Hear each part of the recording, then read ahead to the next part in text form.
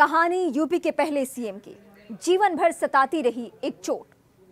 उत्तर प्रदेश के रहने वाले मुख्यमंत्री गोविंद बल्लभ पंत की निजी जिंदगी बहुत उतार चढ़ाव भरी रही। उनकी 3 शादियां हुई। साल 1899 में जब गोविंद बल्लभ पंत महज 12 साल के थे तब उनकी पहली शादी हुई। साल 1909 में पंत की पहली पत्नी गंगा देवी का बच्चे को जन्म देते वक्त निधन हो गया। इसके बाद साल 1912 में पंत की दूसरी शादी हुई। दूसरी पत्नी भी 2 साल बाद ही गुजर गई। आखिरकार साल 1916 में उन्होंने तीसरी दफे शादी की। कैसा था उनका शुरुआती जीवन? गोविंद बल्लभ पंत अल्मोड़ा जिले के खूंट गांव में 10 सितंबर 1887 को जन्मे थे। उन्होंने इलाहाबाद यूनिवर्सिटी से साल 1907 में ग्रेजुएशन किया। फिर 1909 में यहीं से लॉ की डिग्री हासिल की। कॉलेज के दिनों में वो राजनीतिक रैलियों और सभाओं में हिस्सा लेने लगे थे। वरिष्ठ पत्रकार इस बारे में कहते हैं, श्यामलाल यादव रूपा पब्लिकेशन से प्रकाशित अपनी किताब at the heart of power the chief ministers of Uttar Pradesh में लिखते हैं कि गोविंद बल्लभ पंत जब बीए फर्स्ट ईयर में थे तब 1905 में पहली बार बनारस में कांग्रेस के एक कैंप में कार्यकर्ता के तौर पर शामिल हुए। उस कैंप की अध्यक्षता गोपाल कृष्ण गोखले कर रहे थे। इसके बाद साल 1908 में प्रयागराज के कुंभ के कांग्रेस का एक कैंप वहां पे लगा। कुंभ के मेले के दौरान क्यों कॉलेज से आखिर निकाले गए थे ये बताती हूँ। कुंभ के उस कैंप में गोविंद बल्लभ पंत ने बहुत जोरदार भाषण दिया।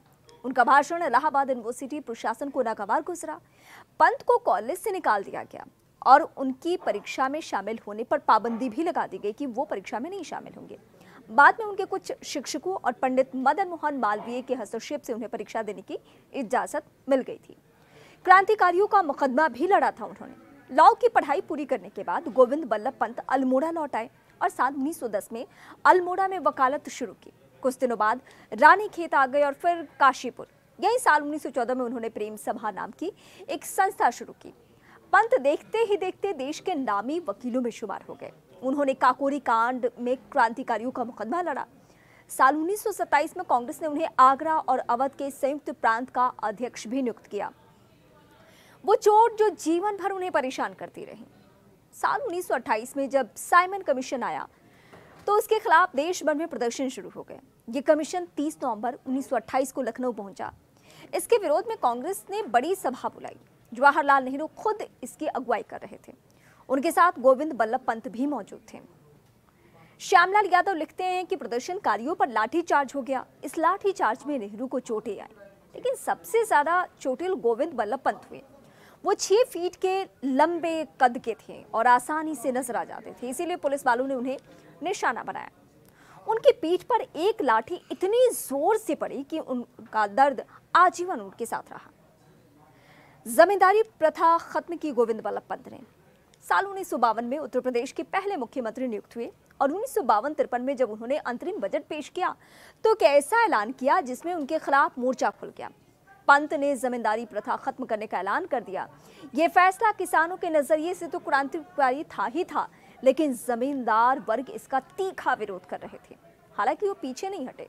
कुमाऊं और गढ़वाल तो तब यूपी का हिस्सा था और वहां के कुछ क्षेत्रों को छोड़कर जमींदारी वाला कानून कड़ाई से लागू किया गया।